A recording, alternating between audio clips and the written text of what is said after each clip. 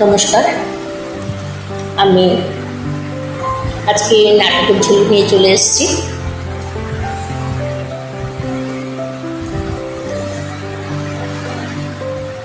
নাটক স্ত্রীর শাসন, স্বামী জব্দ। শালি, আমারে ঘুরতে লইয়া যাইবা গো দাদা বাবু? তোমার মোটর বাইকে কইরা জামাইও ঘুরতে যাইবা? শালিকা, আচ্ছা চলো।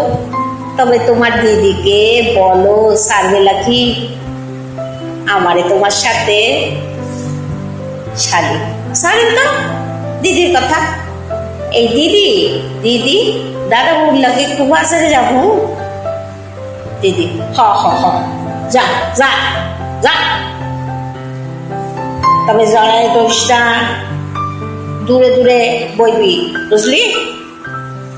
শালি, দাদাবু চলেন চলে চলে চলে চলে। দিদি কইল যাইতে, হেঁটে যাইতো না, হেঁটে যাইতো না কইল। বাইকে বইয়া জামাই বাবুর একেবারে চড়াইয়া ধইরা গেল বাজারে। আর হাসতে হাসতে হাসতে হাসতে উইডা গেল। দিদি তাকায় আই রইল, তাকে আই রইল ওইদিকে। মনে মনে কইল, আয় কপালে আজ শনি নাচছে, শনি, আয় বাড়ি, আয় বাড়িতে। বিকালে বউ স্বামীরে কইল, কই গো শুনছনি? স্বামী, কেয়ার লাই ডাকতেছ? কেয়ার লাই? কও কও কও, কি কইবা কও। স্ত্রী, আমি বাজারে যাব, চলো দেখিনি। আমি বাজারে যাব, চলো দেখিনি। স্বামী, কেন? কি করতে, কি করতে যাবা? কি কিনবা আপনি, কি কিনবা? স্ত্রী, ঘরে পরার কাপড় লাগবো, আবার 2খান কাপড় লাগবো। আর তোমার লেগা লুঙ্গি কিনো। স্বামী, জি কেডা যাইবো? আমি যাব না। কেডা যাইবো? আমি যাইতে পেতে পারবো না। তোমার বইনে লইয়া যাও, তোমার বই নাইছে, বইনে লইয়া যাও। স্ত্রী, কি এত বড় সাহস তোমার? তোমারে কইছি তুমি লইয়া যাইবা, কোনো কথা নাই।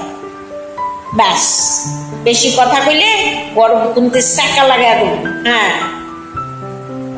যাইতে কইছি চলো। সামনে গাড়িতে বইলো, বইয়া করলো, বহ বহ বহ, পেছনে বহ।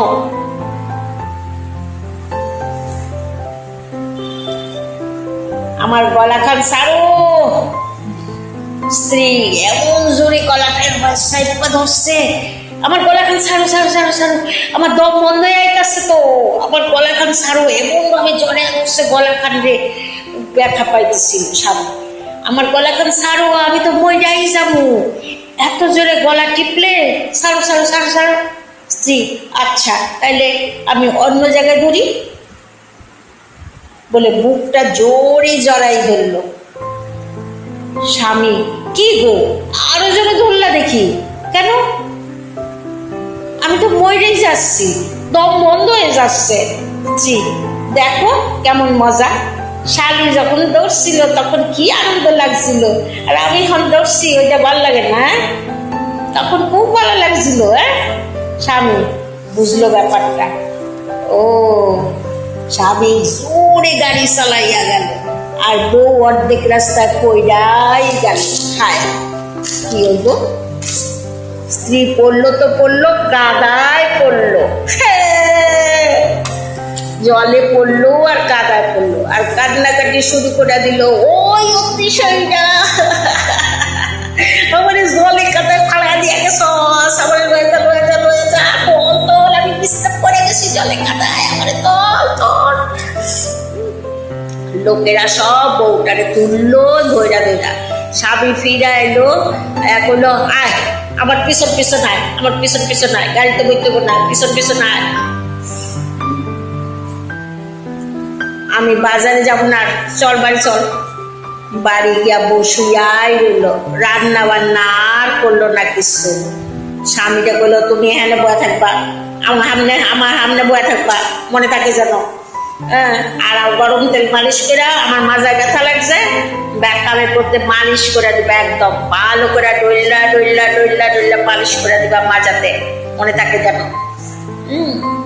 আর আমারে জ্বরে আদরা বয়ে থাকবা।